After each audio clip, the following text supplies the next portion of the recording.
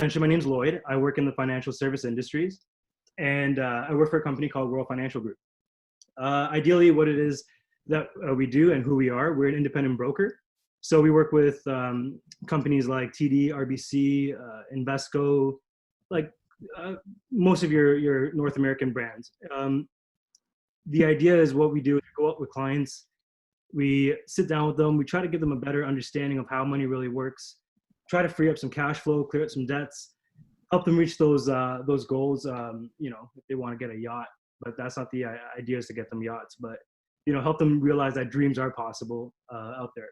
Now, if you were to ask me, I don't know, maybe like 10 years ago, like Di said, if I ever saw myself in the financial world, the answer was no chance. I was probably one of the worst guys to ask for financial advice. I had a lot of debt. So I started off in the film industry, and I had a lot of fun. I met a lot of famous people. I worked on a lot of cool shows, and I liked what I was doing. But the thing was, there were certain things that I saw, and there were certain habits that were starting to develop that I didn't want to continue doing this. And I knew that I had more to offer. So I went to the retail world, where I had more to offer, apparently. So I got involved in the retail world, and out of the retail world, I worked 5 years as a manager, and 3 years out of the 5, I was in flagship. I learned a lot during that time. I was able to develop a lot of my own skills, my listening skills. I was able to mentor. I had a lot of fun, and the sad part is everything does come to an end, right? But when I was there, I had also a lot of mental health issues when it came to the stress that was getting involved, the work that needed to be done, and it was just, I knew this was not for me, and I was looking for an opportunity. I was looking for something more. I knew I had something more to offer. So, I prayed on it, and I was like, come on, like I need something. And my dad came home and he said, hey, I got an opportunity, Lloyd. I was just talking to a financial advisor, and they're looking for some people. And I started laughing. I'm like, you must be nuts. Like, you want to put me in the financial world? And he goes, just like, hear me out. And I respected my dad. I still do. I respect my dad a lot. And, I know what he did for our family. And to me, I'm like, okay, let me hear this guy out. I said, okay, what do I need to do? He's like, well, we're going to Vegas. So right away, I was like, this is sick. Like, I like this company. We're going to Vegas. But I'm like, Dad, I'm broke. I have no money. And he's just like, I'll pay for everything. So I'm like, this is the best month of my life. Packed up our stuff, went to Vegas, checked out the convention, and it was an awesome experience. That's when I was maybe like a few pounds lighter, but I had such a great time with my dad there. But I'll be honest with you, I fell asleep through 90% of the people speaking. So, except for this one gentleman, and his name was Stephen Holbrook, and he said some things that really like resonated with me. It was almost like I was about to fall over the railings because I was just really into his speech. And, he had a lot of health issues. He had a lot of obstacles, but he did it. And I looked at my dad, I'm like, man, how cool would it be to be mentored by this guy? So my dad, being the tough guy that he is, he said, get your head out of your ass, like focus. And then, maybe one day you'll work with them. So we got back to Toronto, and I said, okay, you know what? I'm going to start this business. I'm going to do this, like I can't go back to retail. This is going to happen. I picked up the phone and I just started calling people, I started reaching out to people. And some people said, hey, yeah, sure. But for the most part, a lot of people weren't. And I started realizing that was my first sort of obstacle. I wasn't getting support. And I needed it. I needed some support. But, all the yeses were becoming nos. And all the people that I would call back that said yes, it was almost like they didn't pay their phone bill because it was just like the phone would go dead. So I knew at that point I was in a lot of trouble because I'm not getting any support. The next problem I came across was I wasn't making any money. At this point now I'm putting my sports check side on hold, and I'm not making any money at all. In fact, I'm losing money. I'm paying my office fees. I'm paying towards my licensing. I'm paying for my clients. I'm whining and dining them. I took my clients to Starbucks, and till today I can't pronounce any of those drinks, but I can tell you for a fact how much I paid for them. And I think that was the biggest struggle for me, was that I was so close, and I knew I was close, but my mindset was so focused on failure. I was so used to just that regular paycheck, that regular, you know, money. And I went back. I knew I couldn't do this anymore. And I went back. And I think that's where it resonated more. And I got back to Sports Check, and it's like I felt so down. I felt so depressed again. I'm like, why is this happening? Like, you know, there's opportunities there. I thought I gave it my all. And I think at that point, you know, I felt alone.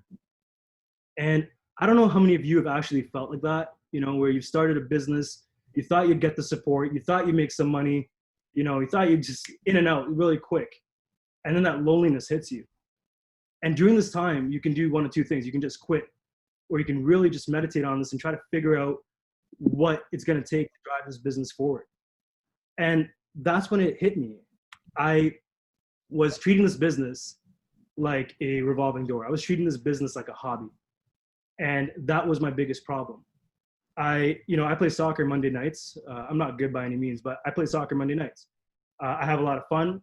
And if I really wanted to, I'd call in sick. I would miss date night. I would call in sick. I do all the fun things possible to make sure that I played soccer. But with my business, I never did that. I tried to figure out that, like, what is it that, you know, is causing me to neglect this business. So I thought about it, and I'm like, I need mentorship. And Tasha talked about it a little bit earlier. I needed mentorship. And I was thinking about it, and a lot of thoughts that come into fruition. You know, when you really think about something, something will always happen, and it's meant to be. Trust me, there will be signs. And I see this this post on Instagram, and it's Stephen Holbrook is, you know, he's in Toronto. And I remember this name in 2015. And I'm like, you know what? Let me see if I can reach out to this guy. And for 2 years, I consistently, you know, just kept on, you know, messaging this guy, messaging, to the point that, you know, I, through a mutual friend, I ended up bumping into Steve during a Christmas party. And Steve asked me a very serious question. He said, you know, what do you want? You know, what do you want from me? And this is amazing, because this guy, you know, he's gone through so much. He's got his followers, he's got his leadership. And he asked me, he's like, what do you want from me? And I said, I want mentorship, man. Like, if this is gonna happen, like, I need this to happen. I need this mentorship. So he's like, all right, like, I'm with you. Let's go. We're going all the way. So everything started to turn. When someone reached out their hand finally to me, I started seeing a change in my business. All those support system that was failing in the beginning, when I was making phone calls, when I was prospecting and it wasn't working, it started working again. In fact, people started calling me, and I was like, what is this guy God? Like, you know, like, people are calling me, like, how did this work? It was my energy, my passion, everything started to change. I started noticing the number one thing, everyone talks about their business changing, but it's my personal habits that changed. It was the way I started treating my business like a business. It wasn't a hobby anymore. My support system started coming back, and cash flow and money, that's something that's on the table, and it's coming. And for me personally, I'm starting to see a whole new change in who I am and where I'm going with this business. So a few notes on mentorship and why it's important is you have to reach out. Like Tasha said, you have to find these people. And how I found Steve was on Instagram. Social media is massive. Use it. Take advantage of it. You know, they're out there. Like, if you really want it, it's there, you know? And for me, I didn't stop. I didn't stop once. I kept on going and going and going. And the days that I wanted to stop, you know, and once I got the mentor, it doesn't exist in my head anymore. It's not there. So I'll leave you with this thought as I conclude. And it was something that Steve said to me some time back. He goes, you know, it's easy to resent entrepreneurship. Everyone is making fun of you. People tell you, I can't support you. You know, it's hard. You can't do it. But you should never forget why you started. Never forget why you started. You know, for me, I will never forget why I started. And I wrote that down on a wall in 2015. I said, I'm going to do this for my family now and for my family in the future. Because if entrepreneurship was supposed to be easy, you know, everyone would do it, right? And my last point is find your reason why.